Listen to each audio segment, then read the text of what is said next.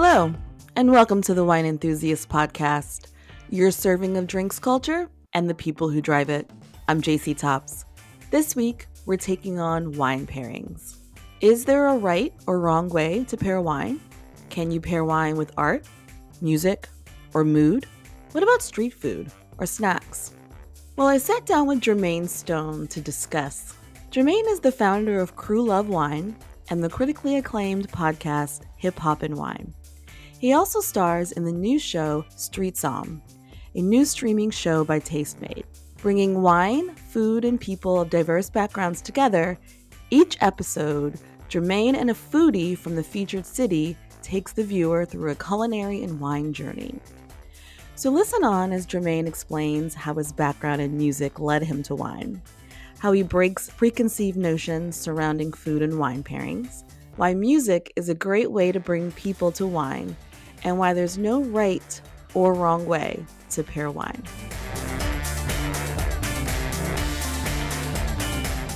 The Calling is a dream collection of California wines offering a distinct range of varietals, styles, and best-in-class appellations.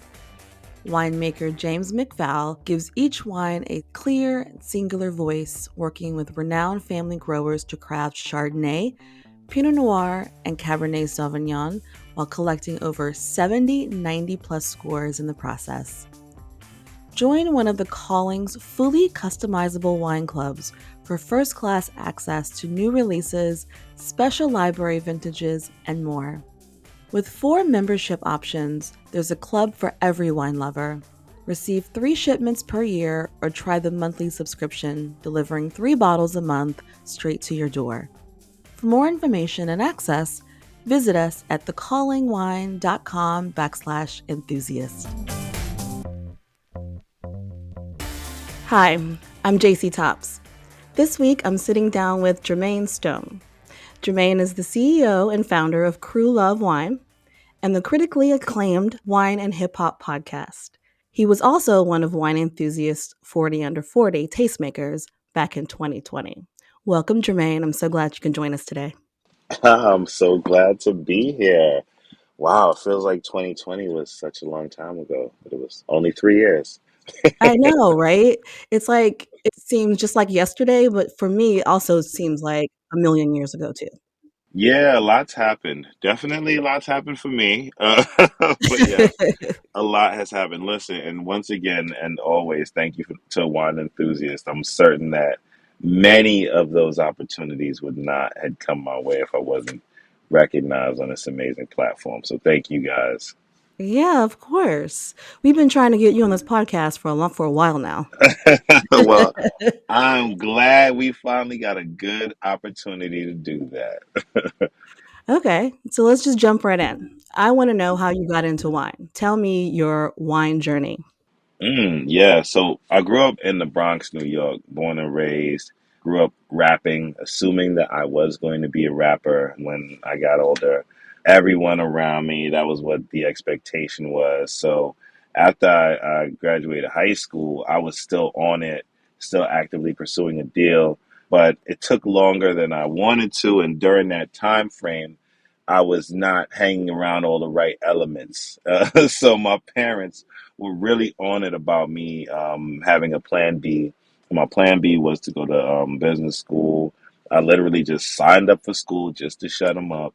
And it was one of the best things that happened for me because I'm the kind of person like if my dad's paying the bills, he's going to be pulling the strings. So when I went to school, I decided that I would go to school at night and work a full-time job during the day. And to support myself through school, I took a job at Zacky's Wine Auctions, which is a wine auction house connected to a wine retailer based in Scarsdale, New York, in Westchester County. And I really just grew from there. That's really where the passion and love came in. Zacky's was a perfect place for me to begin because one, my first job was packing boxes in the warehouse. So, it was that and or cleaning the toilets. And I was down to do Hmm. both. All right. Right, But right. I literally looked at like, whatever the lowest level job I could have was that had opportunity for growth to work in an office, any office. That was my objective when I took that job. And I was gassed up because my job as a shipping clerk, I got to sit down at the end of the day to file the end of day reports, but I was packing boxes all day. So in my mind, like, okay, this is my big desk job. I'm a shipping clerk. But I was very excited for the job, and the people at Zacky's were awesome. The thing that job showed me was how open people in wine were, and the curiosity, how sharing and beautiful the culture could be outside of just the beverage. I had to learn about wine in order to be proficient in my job. So I learned how to read wine labels and check them against the inventory that was supposed to be in the boxes that I was shipping. But because everyone around me was so eager to teach and I was eager to learn and move up, I went from shipping clerk to logistics. No, it was office administrator after that. So I was a dude picking up the phones, processing absentee bids. And I really worked my way from that to that was my first job in auction. My last job in auction was auctioneer and auction director. So that was over the course of 13 years that I spent in wine auction.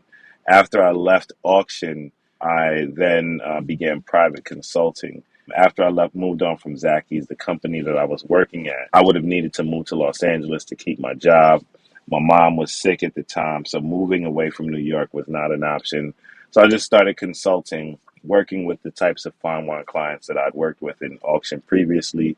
That's where the nickname the Wolf of Wine came from. It's more Oh, so okay. because I'm like the wolf from Pulp Fiction. I was a fixer. So whenever my clients would call me, it was just to fix problems, like any crazy problem you could think of in wine, whether it's finding a rare bottle to getting something somewhere that shipment might be difficult. And like there's been times I've had to fly to Brazil with a book bag, a bottle of wine in my book bag just to drop it off and fly back the same day. Those were the sorts of things that people would call me to do because they just knew I knew how to get things done. And I also had a lot of connections in various areas. So I marketed to market myself as a consultant that was not in the wine auction business anymore, but still working with the wine auction type clients. And this was in 2016 when this really wasn't a thing, which is kind of crazy now. But I started my podcast, Wine and Hip Hop, just so I could stay in front of my clients' timelines. I needed to make sure that with me not at the auctions anymore or up on that podium auctioneering, that I wouldn't be forgotten. And business is a contact sport, so Right. you have to stay in people's timelines, you have to stay in touch with them and have a reason to continue to talk with them. And if I wasn't in wine auction anymore, I had lost that reason. So that was why I started Wine and Hip Hop Podcast. A good friend of mine, my man Levy Dalton, shout to him. He and I, after I got out of auction, he talked to me about like what my next thing was. And he talked to me about embracing who I was and utilizing that as what made me unique in the space because I was who I was. I've always been this guy, but I didn't like look at it as okay, let me highlight that or lean into it. It was really Levy that said like, look, you this guy, like lean into that, especially when you're auctioneering, all these things, carry that with you and be that guy, be the hip hop dude. And I'm like, you know what? That's a good idea because that's ultimately who I was. And I started the show Wine and Hip Hop, where every episode I sat with different influencers from either the wine industry or the hip hop industry. I asked them to pick a song or a bottle of wine that was special to them. And I picked a pairing that matched, and we discussed our choices on the show. So it was a fun way to have an organic conversation about wine and or hip hop.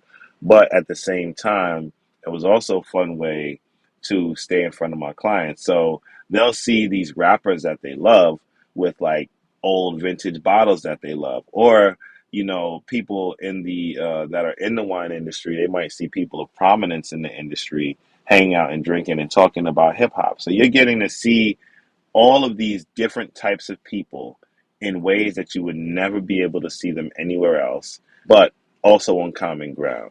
So the show did really well, and from there, I utilized content through media as my way of communicating myself and marketing myself in the wine industry. So a lot of my media endeavors to start were really to continue to market myself as a fine wine consultant or a consultant on the inside of the business. Over the years, that expanded from, wine auction houses to storage facilities to private collectors to then retailers and then winemakers to now like working with large conglomerates, working with countries, wine regions directly, and all through unifying the message of wine and hip hop and utilizing my knowledge on the betterment for the wine industry as I see it. So it's a lot of fun, man. It's a lot of fun. It can be Yeah. stressful sometimes, but it's fun.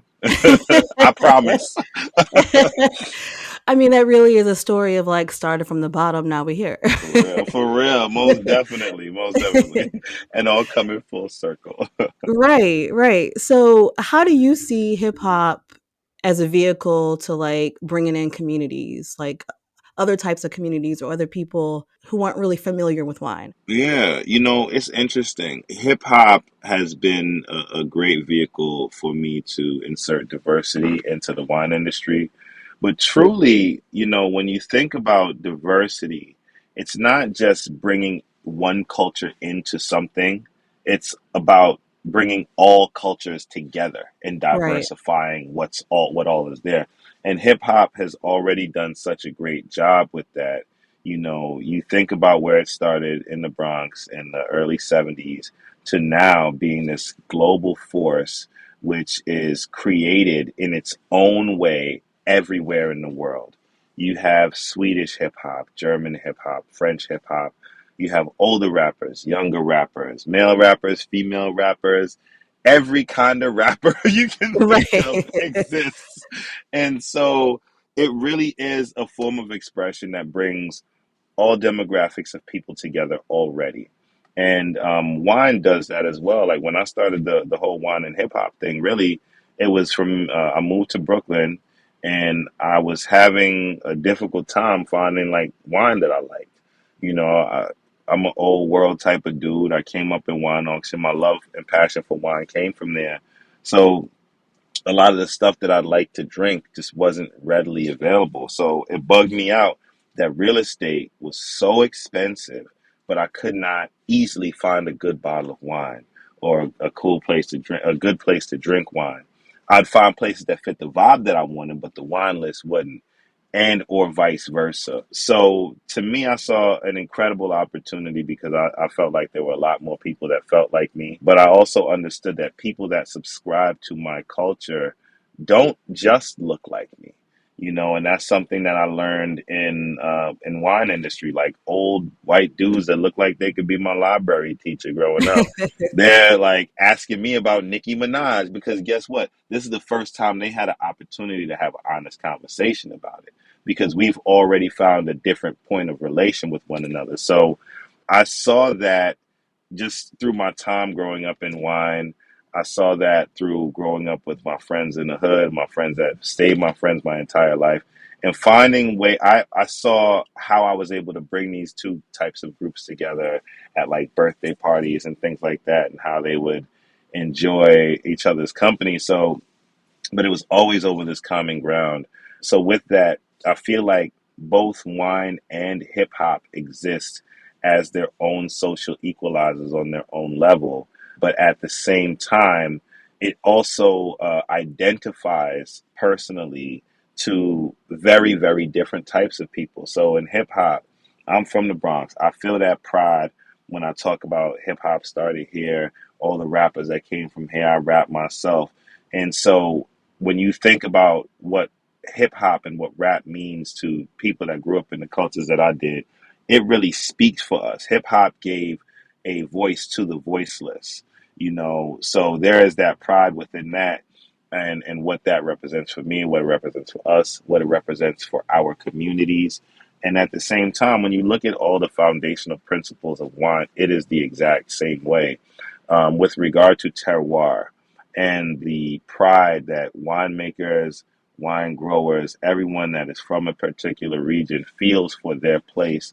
The fact that that drink it through its taste articulates that particular spot. And that is their representation of how they express themselves throughout the rest of the world. So just in those principles, if your art describes who you are, your identity, where you're from, your family's lineage, and my art does that as well, but they're two different mediums, it's interesting when we share that and connect with it, and we're both inquisitive about it. So that's really what I've found with bringing these two cultures together. It just creates a cool common ground of people that can appreciate art and taste and have fun. I love that. I mean, I'm originally from Chicago, but I grew up in Atlanta during Mm. like in the 90s. So I grew up when like, like Atlanta was coming up in hip hop, right? It was Hmm. like, and I felt like, of course, I'm like, well, Atlanta was what took hip hop mainstream. I mean, it is true. That's Early true. I mean, 2000s, like I love 100%. Busta Rhymes. I love like Wu Tang, but it was like Outkast. It was like that's what took, Yeah, it was hip okay. It hop was Wayne. It mainstream. was no. You're totally right. And you know that's the beauty of it, right? Like there are all these different eras. It's not to say that one's better than the other. Right, Everything exactly. serves different purposes. I talk about this a lot where you have like album cuts versus hit singles. They both exist for reasons, but when I listen to Biggie's Life After Death, I don't listen to More Money, More Problems. I listen to like, the N words bleed. You know what I'm saying? Like, I mean, that's Right. sad, but that's the first song that came to my head. I'm sorry, guys, but I'm just keeping it real. Those are, I got a story to tell. That might Right, be a nicer one. But no, but ultimately, for me, everything has its different purposes. When I'm at the barbecues, the family barbecues, the first song I'm putting on is More Money, More Problems. So, right. Oh, I love that. Yeah. everything has different meanings and purposes. So it's the same thing with eras in music. Absolutely. Well, I'm glad you brought up diversity because I kind of feel like the industry as a whole wasn't talking about that Mm.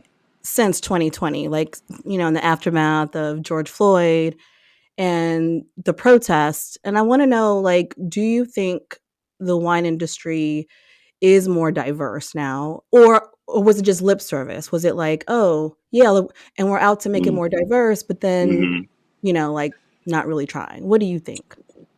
That's a great question, and I'm glad we're talking about this because really, during that time after George Floyd was murdered, as every single industry. I mean, if you sold headlights for cars, you were trying to Right. show how diverse Right. you were trying to make your company. Like it was everything, street signs, whatever you could think of. But I think that the wine industry, in my opinion, and it could just be simply because, once you buy a Honda Accord, you see Honda Accords all day. But I think that the wine industry has done such an amazing job putting in an effort to bring in diversity. I haven't noticed any other industries from film to fashion to anything that has like that individual aspect of it, that subjective part to Mhm. it. I saw the shift change. I saw the fad change.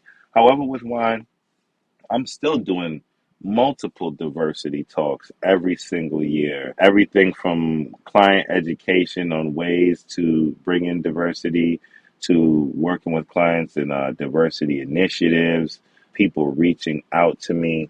I see the people that show up at my events.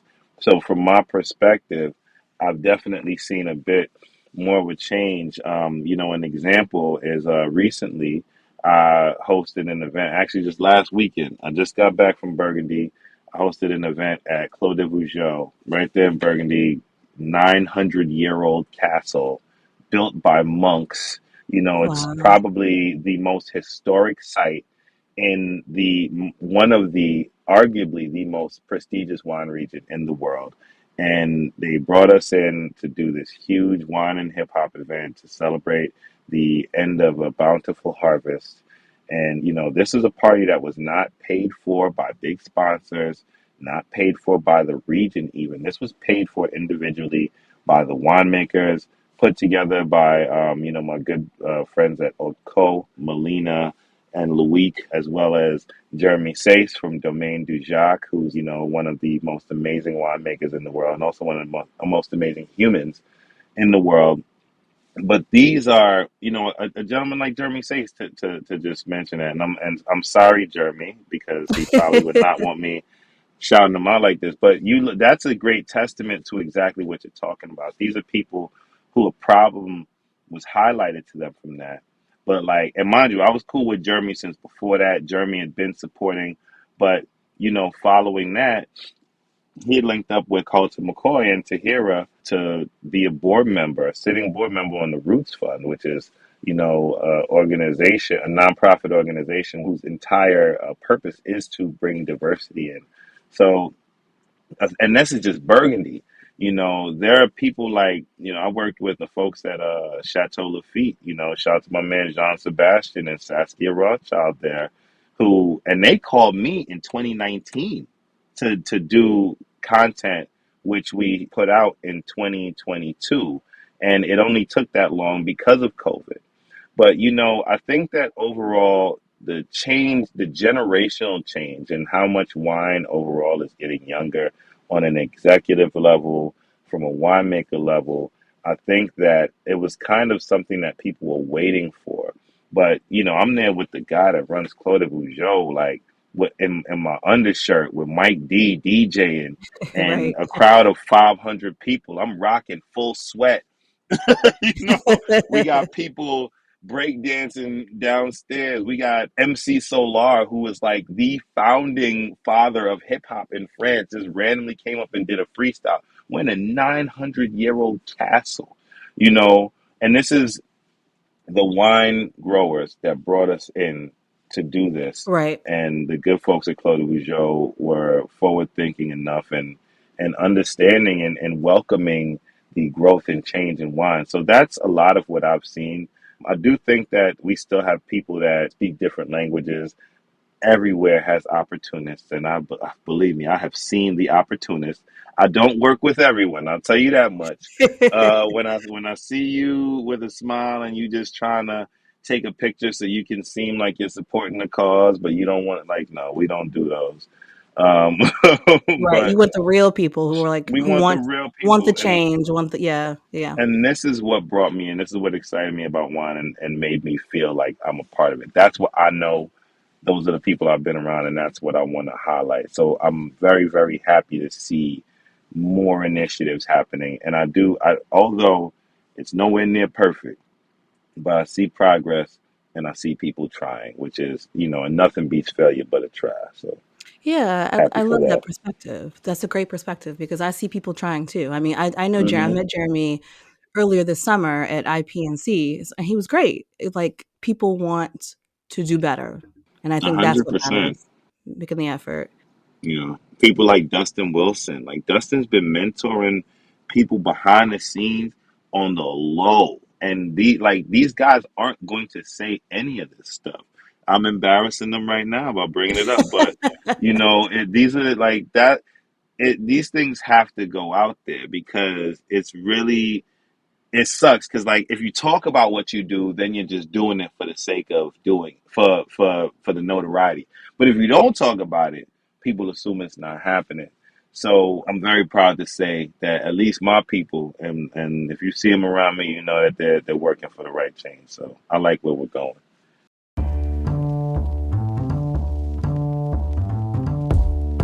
And now a word from our sponsor. Where can you find the best gifts at great low prices that everyone will love? At Total Wine and More, of course. With so many great bottles to choose from, find something for everyone on your list, whether it's a Cabernet for your sister, sparkling wine for a coworker, or a single barrel bourbon for dad. And if you need any help, just ask one of their friendly guides for advice. With the lowest prices for over 30 years, you'll always find what you love and love what you find at Total Wine and More. Spirits not sold in Virginia and North Carolina. Drink responsibly. Be 21. Okay, well, let's talk about your latest venture. Yes, Um, yes. um, I watched the first episode. I loved it. Mm. I love Shakira. I know Shakira, me and her are good friends. I was so into it, and That's I was everybody's like, girl right there. What's up, yes, Shakira? I know you shout listening. out to Shakira. And the shashuka, which is one of my favorite brunch That things. was my first time ever. I was so confused. It Uh, was good though. It was good. It was good. okay, so tell me about it. How did this come about? What are you doing with it? Yeah. So, interestingly enough, our last conversation is just, another tell on that. Like, I'd been doing a show, as you guys know, Tasting Notes from the Streets for a while, where I was pairing my favorite foods from the hood with different wines from around the world. So I've been doing a lot of food pairing things online for quite some time now. And, you know, I get hit up one day randomly by Tastemade with this dope show. Actually, I didn't know at first what the show was. It was just like auditioning to be a host on something, and I just kind of had to like talk about myself and do what I do, highlight things that I've done. And coincidentally, there was a collaboration that was happening with Tastemade and a lot of different brands from Constellation Brands. So Tastemade and Constellation Brands had created a studio together. But separately, I'd been consulting with Constellation Brands since 2020, and it was like I was reached out to completely separately. Both didn't know what was happening. But yeah, I've been consulting with Constellation for a few years on that same wave, on finding cool new ways to bring diversity into their company. So a lot of the people had already known me. So when Tastemade presented this idea with me as the host, it was a done deal, and this was everyone from like senior vice presidents to like the CEO I was already in touch with. But I was extremely happy to understand that Constellation was taking things that much further. So Street Som in every episode going from city to city, and I'm linking up with different foodies, and they take me on like a culinary journey through the city to get to know the city, get to know them, and of course they get to know me. But wine comes along as a character in call it every scene, and I'm putting together these crazy and dynamic food and wine pairings. I like to my goal on the show is to really challenge convention with our pairings. And this is, to really bring our conversation full circle, ways that I feel that we can bring more diversity into wine is by, putting wine in a setting where we already are. We shouldn't have to go to where the wine is. The wine should come to us. Oh And yeah, I so love that. Yeah. really on Street Some, I'm bringing wine into just a lot of these everyday settings, and it's just another character on the show and that's contributing to the success of our experience during our meals. But it's a lot of fun though. I've been able to meet really cool people, go to cool cities, try different foods, and really, I'm so glad you watched the first episode. Every episode just gets better, and the story develops more and more, and you kind of get to see like an evolution in me throughout this journey that I'm on. Each episode has a different evolution, and we're really not just pairing foods and wines. We're pairing ideals, we're pairing cultures. In the episode that just came out yesterday, our Chicago episode, I was with a really, really cool artist. Shout out to my girl, Jenny Reyes. She's an artist. She does really cool art, and one of her first exhibits that blew up happened after her engagement broke off. And so a lot of what she connected to her art was really birthed out of like heartbreak and pain. And, so we really had some deep conversations about art. I got very personal on that episode. I'll keep that. I'm gonna keep that quiet. I'll need y'all to go in and tune in on Okay. Taste Made and check that out. So I'll keep but yeah, I got real deep on that episode. But with regard to pairing, we didn't just pair foods and wines. We paired art with scenes. We actually brought art into the pairing. There was one point where we had a Michelin chef come in, prepare a meal. His whole thing is the meals are beautiful. And then the artist that I was sitting with, Jenny, she painted a table that we were eating on to actually go along with the actual dish. Wow. So we're doing fun things like that. Next week I'm in Houston. I'm in the studio with Bun B. like Nice. eating Yes. fried lobster, and then after I actually, and I'll give this little gem up. But one of the things that developed during the show was like me reigniting my passion for rap, and I've never stopped writing. I just stopped going in the studio and recording, and I'm actually in the studio on one episode back for the first time. It sparked a thing, and I got like my first because I never put a project out. I stopped rapping before I did that, so I'm actually putting an EP out in December just from my growth and evolution personally from the show. So, it's a lot that happens on there. You can learn, you're gonna laugh, you'll have fun, but it's a lot of real stuff that happened, and personally I grew a lot. So I'm really, really excited for people to go out and enjoy it.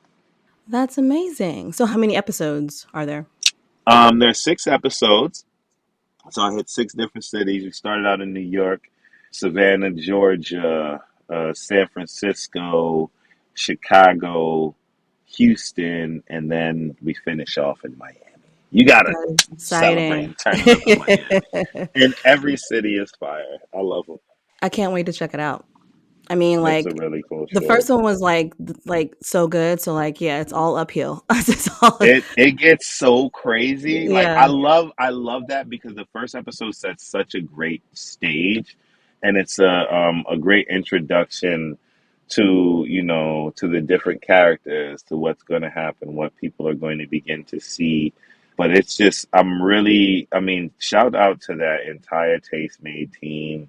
I mean, so many people to name: Alan, Ben, Joey, Chris, uh, Arnold, everybody in there, man.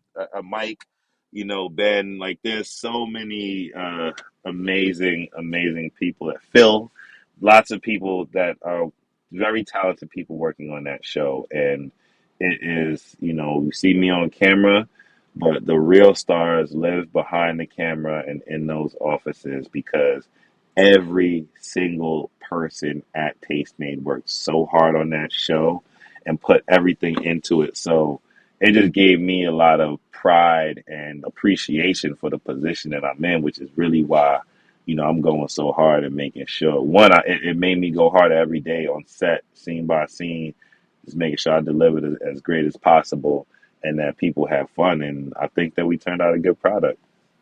I mean, definitely. I mean, like there's so many differences, out there in the world, but you take these things, you took, music and food and wine and art, these things that bring us all together in this one thing. That's amazing. It's fun, man. I gotta say, I'm living my best life right now. Don't get me wrong, everything ain't perfect. It is not Oh all yeah, I know. perfect. And when you see somebody living, having fun, and all that, it looks great, but there's a lot of struggle and difficult things behind that. I am jump on a jet, Germain. I'm on all these flights. I'm in all these cities, but I got 2 kids. So I got 2 baby Yeah. mamas. It's not it's not all fun. All right, but logistics gets real. But it's just at the same time, it's just such a blessed position to be. Like, who could say that they doing this stuff? So I gotta just go hard and represent for the culture. I got one last question for you, Jermaine. Yes, you can have 100 more questions. I'm all good. I'm all good. I got nothing but a nap scheduled for today. What's in your glass? What are you drinking these days? Mm. Well, right now I'm drinking coffee because I had a late night. But my favorite style of wine is definitely white Burgundy. My favorite Ooh. varietal is Chardonnay. It's been for quite some time. I ain't gonna front, man. I'm one of those people, like, don't get me wrong. I drink a lot of stuff. I try a bunch of new stuff, but I did just get back from there, and I can still taste Merceau. So that's what I'd say is in the Oh, glass nice. right now. However, something that I'm excited about and getting into a bit more of, and actually, I'll spit out a little wine and hip hop pairing. You talked about Busta Rhymes earlier. Last night, I was having a conversation with this person, and they were mentioning how much they love Busta, and then I do wine and hip hop pairing. So, what artist would I pair with Busta? And a wine of the moment right now for me is Falangina.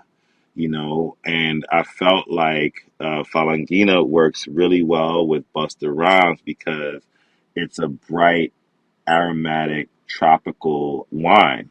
It has such bright and tropical aromas. I think about Busta Rhymes, I think yellows and greens, I'm thinking Mm-hmm. citrus, but at the same time, it's something fun to drink and like I could just hear Busta Rhymes saying Falangina in a rhyme. It seems like a Busta Rhymes esque word. So, but yeah, I'm really into that. Of course, I love Busta as well, but that's something that I'm kind of interested in right now. Okay. Thank you so much, Jermaine Stone, for coming in to hang out with us. The pleasure is all mine. Thank you so much for having me on. And yeah, love wine enthusiasts, man. You guys have been a very, very important part of my story and my career. So really, any success I got, I hope that you guys take pride in that as well because really getting that 40 under 40 definitely pushed me to a different space in my career. So thank you guys again.